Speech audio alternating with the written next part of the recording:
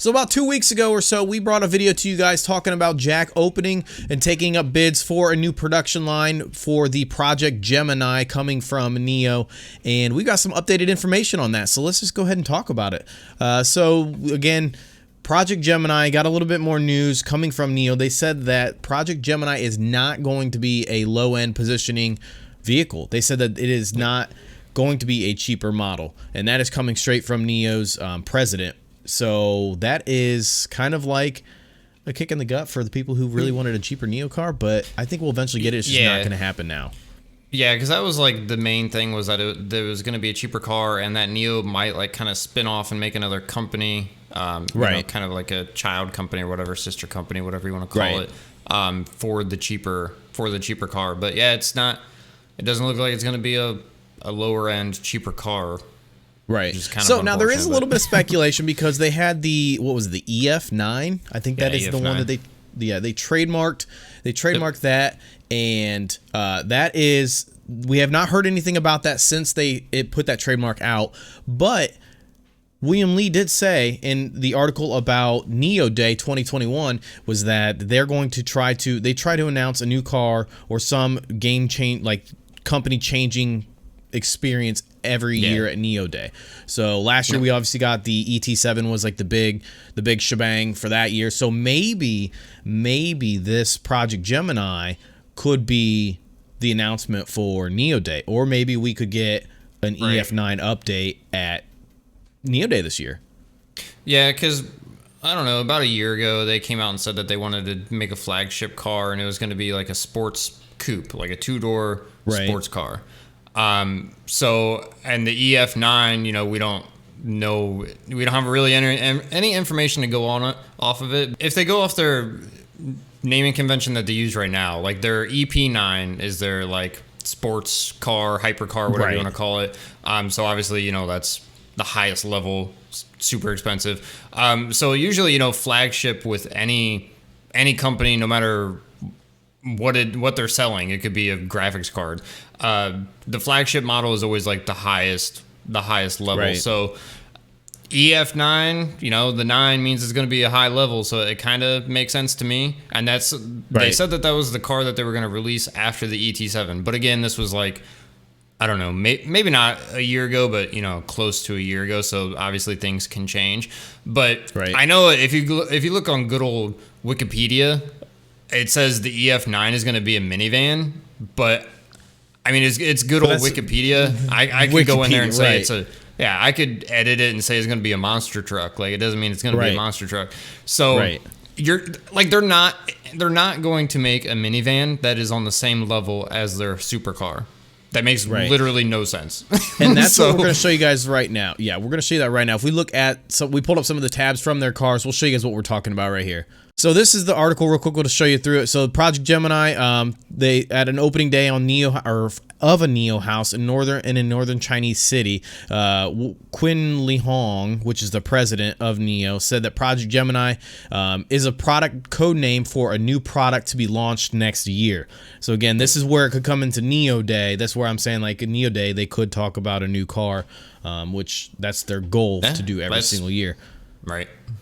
So, but he did say that it will maintain its high-end positioning, so it's still going to be a higher-end car, which again, going back to the EF9, could be where this is where it's all starting to snowball. So then we look at the EP9. This is their sports car, their supercar, whatever you want to call this. To me, this is probably like the Lamborghini of the Nios, because it costs like $1.6 million to even own it, and there's only so many of them in the world right now. Like, they're not even for sale for like just average investors.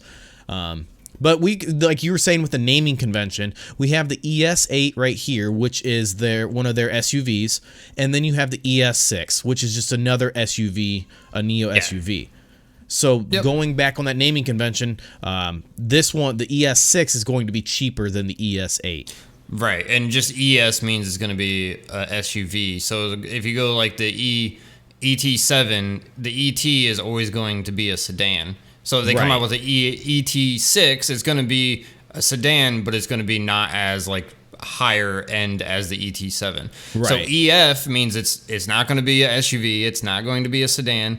So that's where I think it's going to be a coupe, a two-door sports car like they said it was going to be. I mean, it kind of makes sense. Right. But and they're going to, I think they're going to do that to try to keep up with the competition, because you know, Tesla has the Roadster, which is a little bit more, you know, it's their sports car.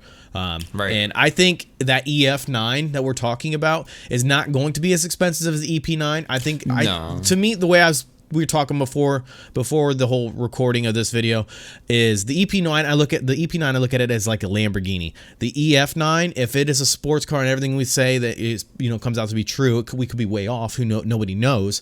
But based on what we're talking about, I think that could be like a Corvette or a Camaro, you know, a sports car, but it's still you know, it's still relatively affordable for the average day user. Right. Yep. And then if we look at the EC6, this is just their kind of like their crossover. So you got the that's the ET7. We want the ES6. So you got the ES6, and then you have the EP9. No, get out of here with that. We got the EC6, and then you have the ES8, and then the ES6. So the EC6 is just more of like a crossover, and like you said, they could come out with an EC8 that's just going to be a little bit more expensive than the EC6. Yep.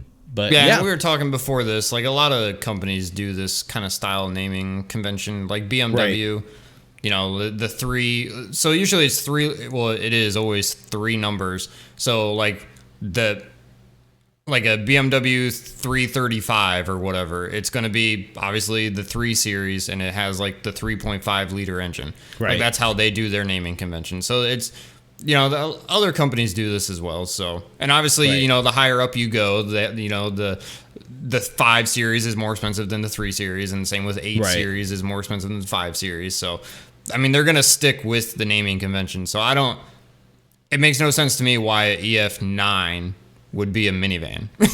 Right. I agree. It doesn't make sense. Agree. But let's go ahead and talk about the chart for Nio, and we'll explain to you guys what happened over the last week and where we think this is going, you know, for the next week or so.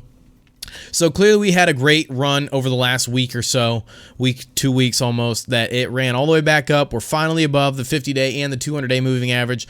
The RSI is up towards the top of its range as well, up towards 70. And that tells me that there's a lot of people buying this stock up. This thing is still being bought up. We did see it all the way down. Again, remember, we saw this down to the 30s, which is an absolute killing.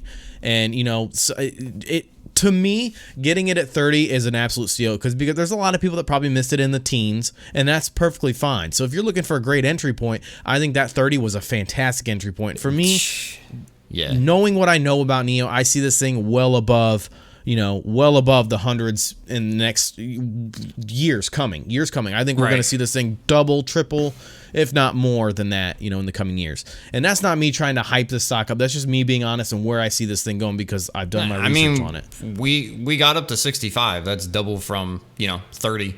So it's obviously going to hit that again. So yeah, getting in at around 30 is a heck of a steal. Right.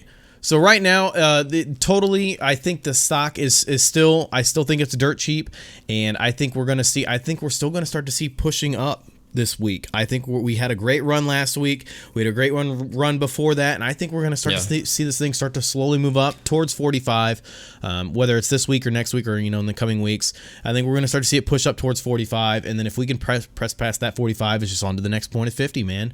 Just keep moving up. I think, like we said before, it's just got to hold above this 41 kind of support.